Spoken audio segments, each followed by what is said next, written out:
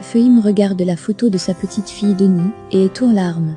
Elle lui rappelle combien elle l'aime. Entre-temps, Kemal est dans un ascenseur. Il passe un coup de fil à Leila pour savoir s'ils sont bien arrivés. Kemal la rassure de ce qu'il veut vraiment faire.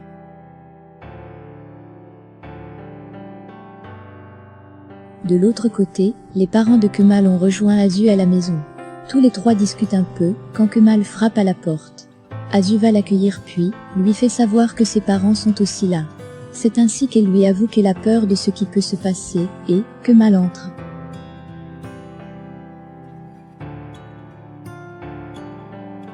De l'autre côté, Leila prend une tasse de café. Elle se dirige vers son balcon et entend Ehan parler de l'autre côté de son balcon. Pendant que les deux dialoguent, Leila contourne et le retrouve de l'autre côté.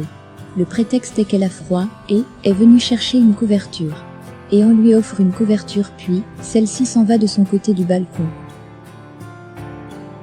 Au même moment, Kemal discute avec Azu sous le regard de ses parents. Celui-ci s'excuse de son caractère envers elle et lui fait savoir qu'il a découvert la personne cachée derrière l'annonce de sa grossesse à la presse, mais refuse de dévoiler le nom. Dans la foulée, son père lui demande où est ce qu'il a laissé sa bague.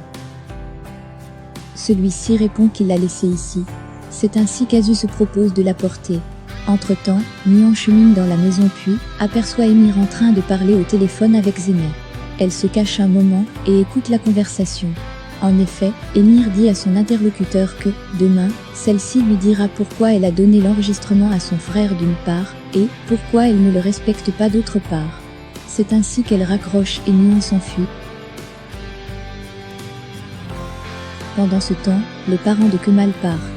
Ils laissent Kemal et Azu discuter en paix. À cette occasion, Kemal fait comprendre qu'Emir est la personne qui se cache derrière tout ça. Azu pour sa part lui fait savoir qu'elle se sent très à l'aise quand celui-ci est présent. Kemal de son côté lui demande de ne plus faire ça.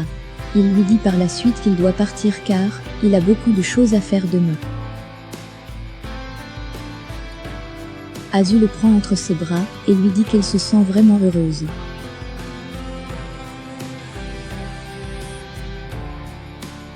Kemal s'en va par la suite.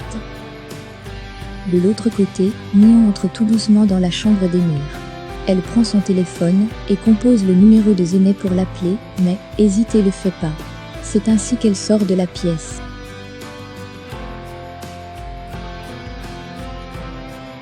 Emir qui faisait sa douche entre dans la chambre, appelle Nihan et lui dit qu'il voudrait passer un moment avec elle. Il la rejoint dans sa chambre. Les deux entament une causerie. Emir tout au long de la causerie essaye de justifier ses agissements, puis fait allusion à Denis. Avant de partir, il fait comprendre à Nihan que, lorsqu'il a regardé Denis c'était la première fois qu'il la regardait sans penser à Kemal.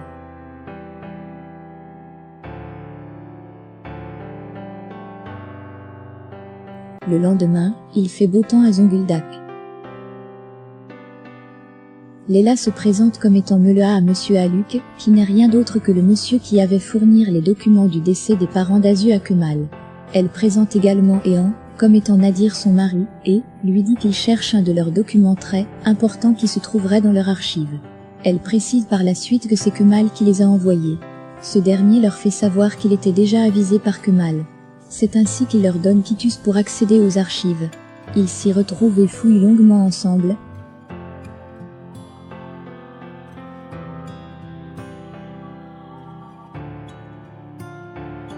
De son côté, Azu reçoit toutes les données sur les transferts effectués qu'elle a demandés. Elle y trouve des incongruités. C'est ainsi qu'elle appelle son frère Emir pour lui tenir informé. Ce dernier lui dit de trouver à quelle société cet argent a été transféré. Il profite aussi de l'opportunité pour lui déclarer les projets machiavéliques qu'il a derrière Kemal. Au fait, il lui fait savoir qu'il veut le renvoyer en prison et prendre ensuite toute sa richesse. De l'autre côté, Kemal et Zehir sont allés à la rencontre d'Osman, celui qui voulait voir Kemal pour la vente de la terre. Celui-ci leur fait savoir qu'il a retourné l'argent dans leur compte car il a jugé très insuffisant son offre.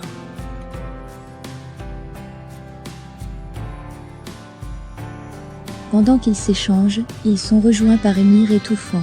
Celui-ci avait déjà devancé Kemal dans le projet. C'est ainsi que les deux parties épiloguent un instant, et Kemal et Zehir s'en vont en route. Kemal ordonne à Zehir de trouver qui aurait été au courant de leur affaire. De son côté, Azu s'assure qu'Asli s'en va un peu loin. C'est ainsi qu'elle se rend dans son bureau en infraction. Elle entre en possession de son ordinateur et filme les pages qui présentent les transactions financières.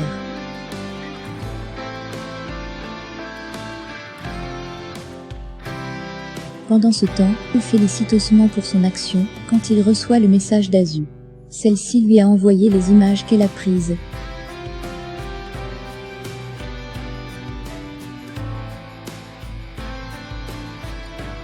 C'est ainsi que celui-ci l'appelle pour la remercier et lui demande encore plus.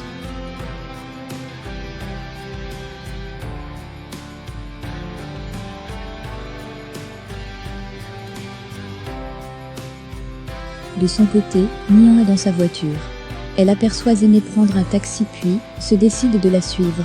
Dans son taxi, Zené appelle Émir pour lui dire qu'elle arrive.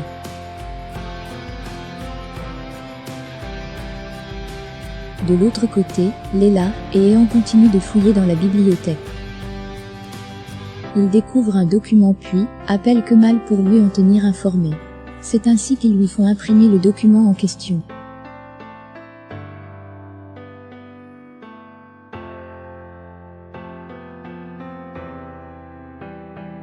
Peu de temps après, Zené est déjà au lieu du rendez-vous avec Émir. Nihan pour sa part leur suit discrètement. Zené fait savoir à Émir qu'elle est jalouse de le voir près d'Azu.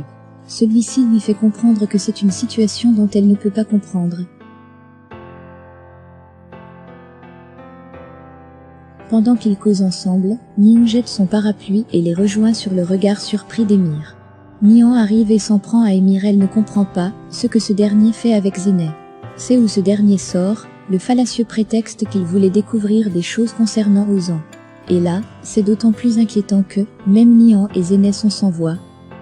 Émir déclare à haute et intelligible voix que Zené est entré dans la chambre d'Ozan le jour de sa mort. C'est où Nihan s'en prend violemment à Zené. Émir pour sa part la calme.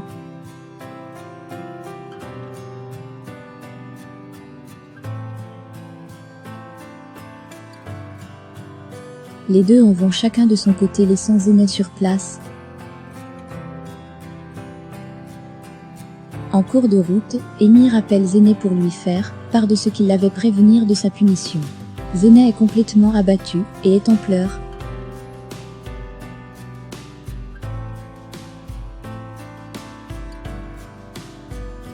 De son côté, Kemal reçoit le coup de fil de Nihan. Celle lui fait savoir qu'elle a trouvé des nouveaux éléments et qu'elle va voir tout de suite. Kemal lui indique l'adresse où ils doivent se voir. Au même moment, Azu est dans sa voiture. Elle va à la rencontre de son frère Émir. De leur côté, Ehan et Léla sont également en route pour leur retour. Quelque temps après, Azu arrive au lieu du rendez-vous. Bizarrement, c'est le même lieu où Kemal a pris rendez-vous avec Nihan. Kemal aperçoit Azu de l'autre côté. Nihan arrive elle aussi puis stationne et retrouve Kemal. C'est ainsi qu'elle lui fait savoir que Zené était à l'hôpital le jour de la mort d'Ozan et qu'il devra lui faire parler car, selon elle, Zené cacherait quelque chose. Elle veut aussi savoir pourquoi c'est dans ce lieu que Kemal voulait qu'ils se voient. C'est où elle lance un coup d'œil et aperçoit Azu.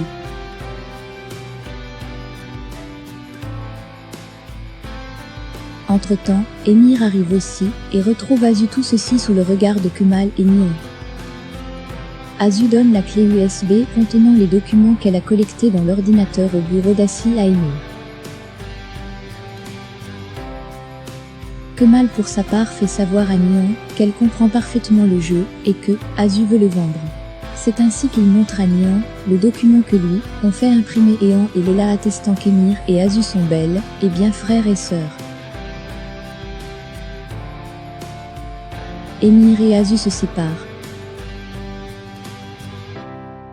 Kemal et Nihan causent un tout petit peu et Nihan prend sa main et lui demande ce qu'il va faire de sa bague. C'est ainsi que les deux réalisent à quel point Émir et sa sœur se sont joués d'eux. Kemal pour sa part veut continuer de jouer à ce jeu de chat et sourit avec Émir.